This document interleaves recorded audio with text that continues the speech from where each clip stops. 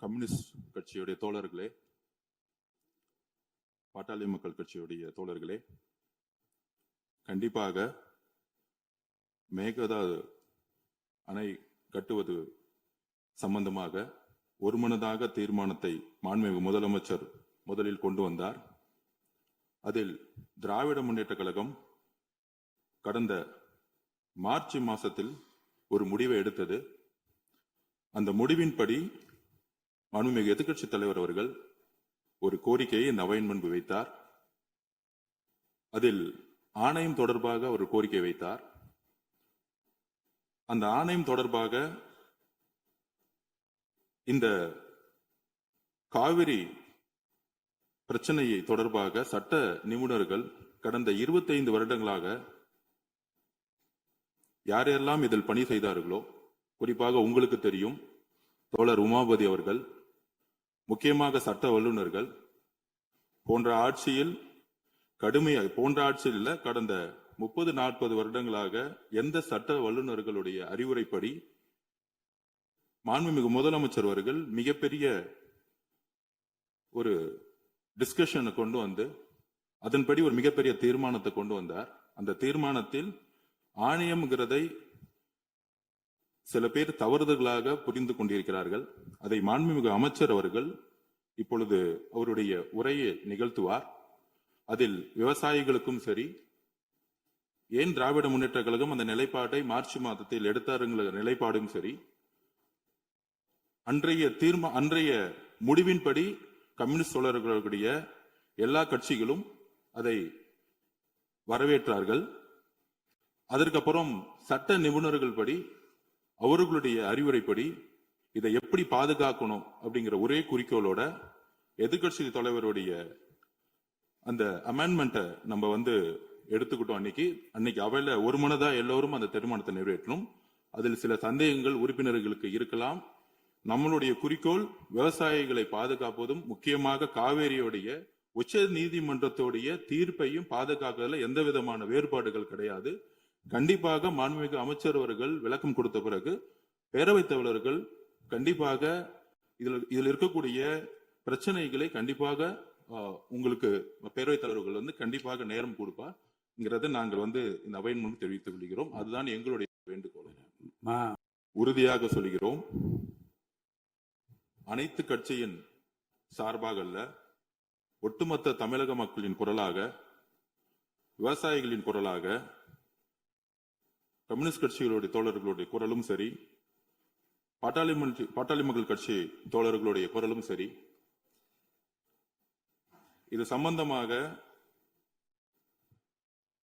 Central water கமிஷன்ல DPR சொல்லக்கூடிய project report, detail project report, அது சம்பந்தமாக உச்ச நீதிமன்றத்துடைய தீர்ப்பையும் மீறி அந்த கமிஷன் அறிக்கையை சப்மிட் பண்ண சொல்லியிருந்தாங்க கர்நாடகாவை பார்த்து. அப்படி சொன்னது மிகப்பெரிய தவறு. உச்ச நீதிமன்றத்துக்கு எதிராக central water commission DPR submit பண்ண சொன்னது தவறு. அதை சுப்ரீம் கோர்ட்ல தமிழக அரசு எதிர்த்து நின்னது.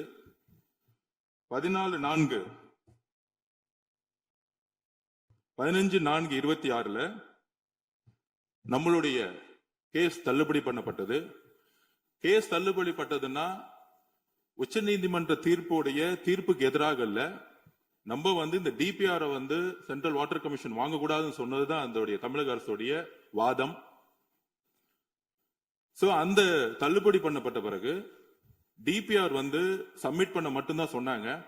ஆனா மாண்புமிகு முதலமைச்சர் உடனடியாக அட்வொகேட் ஜெனரலா இருக்கட்டும், இதை 30 வருஷத்துக்கு மேல, அது திராவிட முன்னேற்ற கழகமா இருக்கலாம், அதிமுகவா இருக்கலாம், எந்த ஆட்சியாக இருந்தாலும் இந்த காவேரி வாட்டரை பாதுகாக்கக்கூடிய சட்ட வல்லுநர்கள் உறுதியாக இந்த நிமிடம் போராடிட்டு இருந்தாங்க. அதுல உமாபதி சார் உங்களுக்கு தெரியும், தோழர் தான். பெரிய பெரிய சீனியர் அட்வொகேட்ஸ், முகுல் டோத்னியா இருக்கட்டும், அது மாதிரி சிங்வி சாரா இருக்கட்டும், அந்த மாதிரி இந்தியாவுடைய உச்ச நீதிமன்றத்திலேயே ஒரு டாப் சீனியர் அட்வொகேட்ஸ் கவுன்சில்ஸ மாண்புமிகு முதலமைச்சர் மிகப்பெரிய ஒரு ஆய்வை மேற்கொண்டார்.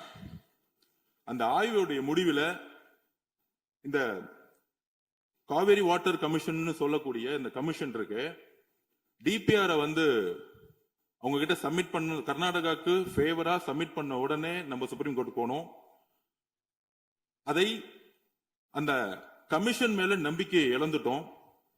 அப்ப சீனியர்ஸ் அட்வொகேட்ஸ் கவுன்சில்ஸ் என்ன சொன்னாங்கன்னா, உச்ச நீதிமன்றம் 2018 என்ன தீர்ப்பு கொடுத்ததோ அந்த தீர்ப்பு பாதிக்கப்படக்கூடாது. கம்யூனிஸ்ட் தோழர்கள் சொன்ன மாதிரி, விவசாய சங்கங்கள் சொன்ன மாதிரி. ஆனால் மேகதாது அணை என்பது வாட்டர் ரிசர்வேஷன், அதாவது பங்கீடுக்கும் மேகதாது அணைக்கும் சம்பந்தம் இல்லைன்னு கர்நாடகா சொல்லிட்டு இருக்கிறாங்க. ஆனால் மேகதாது அணை கட்டும் பொழுது அதுவும் பெங்களூர்ல ட்ரிங்கிங் வாட்டர்னு அவங்க சொல்றாங்க, அதாவது குடி தண்ணீருக்காக நாங்க கட்டணும்னு சொல்றாங்க. அது வந்து ஒரு சட்ட சிக்கல் நிறைந்தது. முன்னாடி விவசாயிகளுக்கு தண்ணி வேணும்னு சொன்னாங்க. ஆனா இந்த டீடைல் ப்ராஜெக்ட் ரிப்போர்ட் படி குடி தண்ணீருக்கு வேணுங்கிற ஒரு சட்ட சிக்கலை ஏற்படுத்துறது போல இந்த அணையை கட்டுறதுக்கு, மக்களுடைய குடி தண்ணீருக்குன்னு சொல்ல ஒரு அணை கட்ட முற்படுறாங்க. இது ரெண்டு விஷயமா பார்க்கணும். ஒன்னு சட்ட சிக்கல் நிறைந்தது. அப்படி சட்ட சிக்கல் நிறைந்து அவங்க வந்து சுப்ரீம் கோர்ட்ல டீடைல் ப்ராஜெக்ட் ரிப்போர்ட்டை வந்து காவிரி வாட்டர் கமிஷன்ல சப்மிட் பண்ணணும் அலோ பண்ணும் பொழுது முற்றிலுமாக நம்ம வந்து காவிரி வாட்டர் கமிஷன் வந்து நம்ம நம்பிக்கை இழந்திருக்கோம். ஏன்னா சுப்ரீம் கோர்ட் ஆர்டர் படி அவங்க கொடுத்திருக்க கூடாது. உடனே மாண்புமிகு முதலமைச்சருடைய சட்ட வல்லுநர்கள் சொன்னது என்னன்னா, இமிடியட்டாக இந்த கமிஷன் மீது நம்ம நம்பிக்கை இழந்துட்டோம்னு சொல்லிட்டு தண்ணியை பகிர்ந்து கொடுக்கக்கூடிய சப்ஜெக்ட்ங்கிறது தனி, அது உச்ச நீதிமன்றம் 2018 தெளிவாக சொல்லியிருக்காங்க. மேகதாது அணையில இந்த டிபிஐ ப்ராஜெக்ட் வந்து அலோ பண்ணக்கூடாது அப்படிங்கிறதுக்கு ஒரு ஆணையம் உருவாக்கணுங்கிறது இன்றல்ல. திராவிட முன்னேற்ற கழகம் ஆட்சியில சட்ட வல்லுநர்கள், அன்றைய இருந்த சட்ட வல்லுநர்கள் வந்து அண்ணா சொன்னாரு, வில்சன் சார் வந்து கோஆர்டினேட் பண்ணாரு. அப்ப வந்து முகுல் ரோத்னி சார் தான் ஆர்குமெண்ட் பண்ணாரு. அதுக்கப்புறம் வந்து சிங்வி சார் உள்ள இருந்தாரு.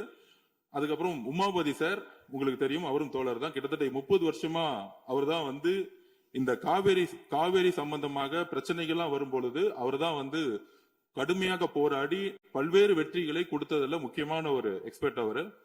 சோ இது எல்லாரும் சேர்ந்து ஒரு முடிவு எடுக்கும் பொழுது அந்த முடிவை வந்து சரியான திசையில செல்ல முடியும்னு மாண்புமிகு முதலமைச்சர் முடிவு செய்து அடுத்த சட்ட ரீதியாக இந்த கோரிக்கையை உச்ச நீதிமன்றத்திலும் இந்த கோரிக்கையை மாண்புமிகு பிரதம மந்திரி கிட்டும் கொண்டு செல்லலாம்னு சொல்லும் பொழுது அன்றைக்கு தீர்மானத்துல வெறும் மேகதாது அணை கட்டுறதுக்கு ஒரு எதிர்ப்புக்காக இந்த அவையில் ஒரு தீர்மானத்தை முதல்வர் நிறைவேற்றும் பொழுது மாண்புமிகு எதிர்க்கட்சி தலைவர் மார்ச் மாசம் இந்த கோரிக்கையை ஆல்ரெடி வந்து சட்ட வல்லுநர்கள் முன்னாள் முதலமைச்சர் திரு மு.க. ஸ்டாலின் அவர்கள் இதே டிஸ்கஷனை கொண்டு வந்திருந்து ஒரு கடிதத்தை அனுப்பிச்சிருந்தாங்க.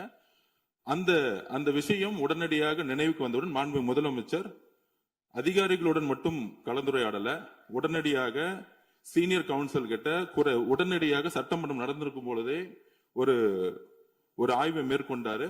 அதுல வந்து நம்ம வந்து இந்த காவிரி வாட்டர் கமிஷன் மீது நம்ம நம்பிக்கை இழந்துட்டோம். இந்த கமிஷன் வந்து தொடர்ந்தால் இந்த டீடைல் ப்ராஜெக்ட் ரிப்போர்ட்டை ஒருவேளை இந்த கமிஷன் அக்செப்ட் பண்ணிட்டா நமக்கு உடனடியாக பிரச்சனைகள் வந்துரும் சொல்லிட்டு இந்த கமிஷனை வந்து நம்ம வந்து இமிடியட்டா வந்து என்ன சொல்றது, அந்த கமிஷனை நம்ம உடனடியாக கேன்சல் பண்ணிட்டு புதிய கமிஷன்ங்கிறது வந்து முழுக்க மேகதாது அணையில அணை கட்டக்கூடாது அப்படிங்கிறதுக்காகவே இந்த கமிஷன் வந்து உருவாக்கணுங்கிறது தான் நம்மளுடைய சட்ட வல்லுநர்களுடைய ஆலோசனை. இதுக்கும் 2018 உச்ச நீதிமன்றம் கொடுத்த தீர்ப்புக்கும் சம்பந்தம் கிடையாது. இந்த மாதிரி சட்ட வல்லுநர்களுடைய ஆலோசனைப்படி நம்ம ஒரு ஸ்ட்ராட்டஜி எடுக்கக்கூடிய நிலைமையில இருக்கிறோம். அப்படி எடுக்கும் பொழுது நமக்கான கால அவகாசம் கிடைக்கும். அப்படி ஒரு புதுசா ஒரு ஆணையம் வரும் பொழுது அந்த ஆணையத்தில் உறுப்பினர் இருக்கக்கூடிய கீழே இருக்கக்கூடிய கேரளா ஆகட்டும், பாண்டிச்சேரி ஆகட்டும், நம்மளுடைய மற்ற மாநிலங்கள் வந்து கடுமையாக எதிர்ப்பு தெரிவிப்போம், நம்மளும் வந்து எதிர்ப்பு தெரிவிப்போம். அப்ப அந்த ஆணையம் வந்து புதுசா அப்பாயின்ட் பண்ணும்போது நமக்கான கால அவகாசம் கிடைக்கும். அந்த ஆணையம் அப்பாயின்ட் பண்றதுக்கே ஒரு 6 மாசம் அவ்வளவு 1 வருஷம் ஆகும். அதுக்கப்புறம் அந்த ஆணையம் 2018க்கான உச்ச நீதிமன்றத்துடைய தீர்ப்புக்கான ஆணையம் கிடையாதுங்கிறத நாங்க திருப்பியும் விளக்கம் கொடுக்கிறோம். இதுதான் பதிவு பண்றோம். மேகதாது அணை சம்பந்தமாக அணை கட்டணமா கட்டக்கூடாதா, டிபிஆர் டீடைல் ப்ராஜெக்ட் ரிப்போர்ட்டை வாங்கினது தவறுங்கிறோம். ஆனா அந்த ஆணையம் வாங்கியிருக்கிறாங்க. அந்த ஆணையம் வாங்கி ஒரு தலைபட்சமாக முடிவு எடுத்துட்டா சட்ட சிக்கல்கள் நமக்கு மிகப்பெரிய லெவல்ல வரும். அதனால அந்த ஆணையத்தையே நாங்க நம்ம கேன்சல் பண்ணணும்னு சொல்லிட்டு ஒரு புதிய ஆணையம் மேகதாதுக்காக உருவாக்குறோம்.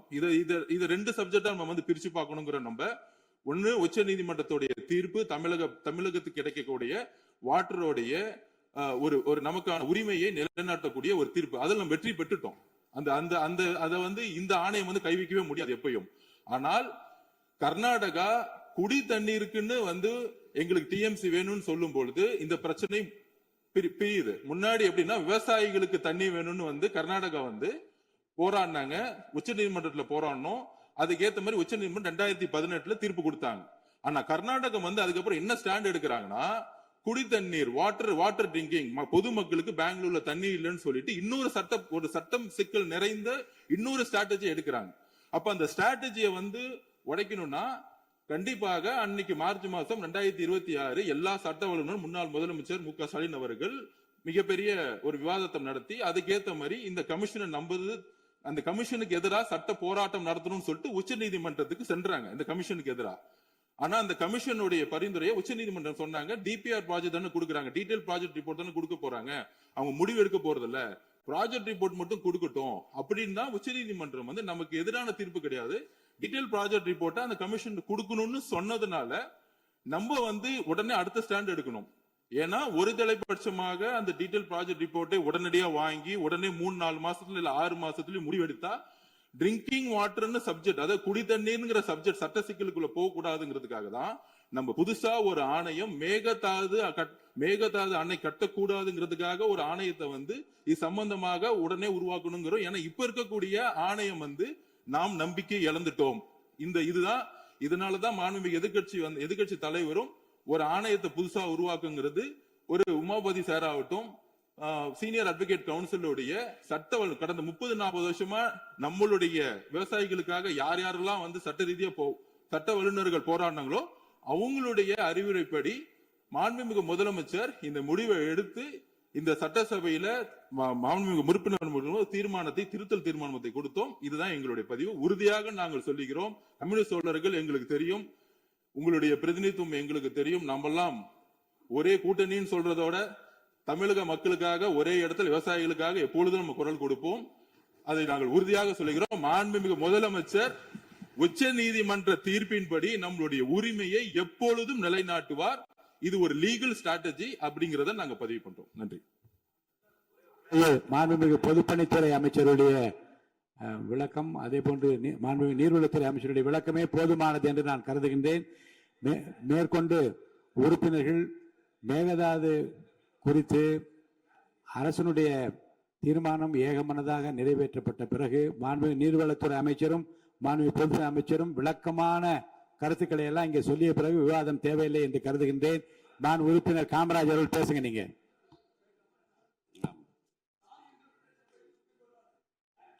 மாண்புமிகு பேரவைத் தலைவர் அவர்களே பேசுறீங்களா? முதலில் மாண்புமிகு அமைச்சர் பேசு.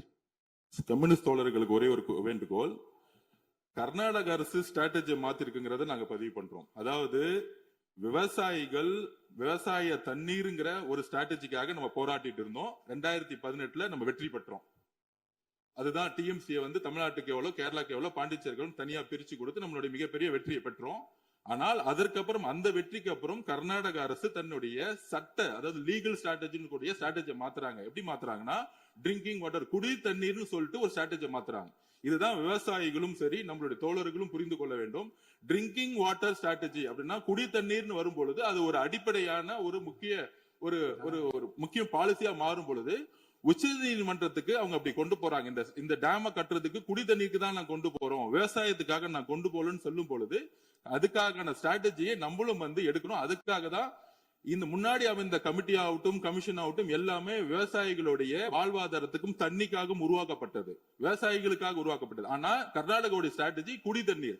அப்ப நம்ம இன்னொரு ஆணையத்தை உருவாக்கி இதனால நம்மளுடைய உச்சநீதிமன்ற தீர்ப்படி நம்மளுடைய நமக்கான பங்கீடு படாம இருக்கிறதுக்கு இதுக்கான ஒரு ஸ்ட்ராட்டஜி தான் அதாவது லீகல் கவுன்சில் ஒரு பெரிய டிஸ்கஷன் மாண்புமிகு முதலமைச்சர் முடிவெடுத்து இதுதான் நான் திருப்பி பதிவு பண்றேன். மார்ச் மாசம் முடிவு எடுத்ததை மாண்புமிகு முதலமைச்சர் உள்வாங்கி தமிழ்நாட்டுக்கு தேவையாக முக்கியமாக விவசாயிகளோட நலனுக்காக இந்த முடிவு எடுத்தாருங்கிறத நாங்கள் பதிவு பண்ணுகிறோம். என்னுடைய உரையில் ஒரு சிறிய திருத்தம். மேகதாது அணை குறித்து புதிய நடுவர் மன்றம் ட்ரிபியூனல் கோரிக்கை வைக்கப்பட்டுள்ளது. நான் ஆணையம் என்று வார்த்தையை பயன்படுத்தினேன்.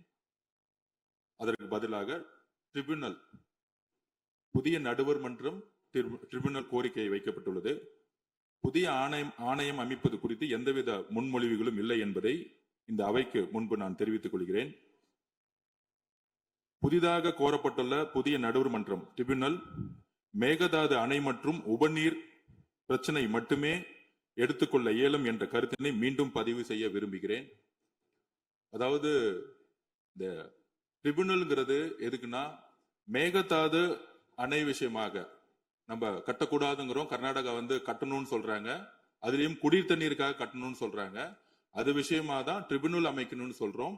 ஆணையம் கிடையாது. இதுக்கு முன்பு இருந்த ஆணையங்கள் உறுதியாக செயல்படணும். 2018 நாம் வெற்றி பெற்ற அந்த தீர்ப்பை நாங்கள் உறுதியாக நிலைநாட்ட சட்ட ரீதியான எல்லா போராட்டங்களும் மாண்புமிகு முதலமைச்சர் அவர்கள் தமிழக விவசாயிகளோடு சேர்ந்து ஒவ்வொரு நாளும் சட்ட வல்லுநரோட விவாதம் பண்ணிட்டு இருக்காரு. கடந்த 30-40 வருஷமாக எந்த சட்ட வல்லுநர்கள் நம்மளுடைய விவசாயிகளுக்காகவும் தமிழர்களுக்காகவும் குரல் கொடுத்து வெற்றி பெற்றார்களோ அந்த சட்ட வல்லுநர்கள் ஒவ்வொரு நிமிடமும் முதலமைச்சர் கூட தொடர்பு கொண்டு அதற்கான ஸ்ட்ராட்டஜி பிளானை தெளிவா முன்மொழிந்துட்டு இருக்காங்க.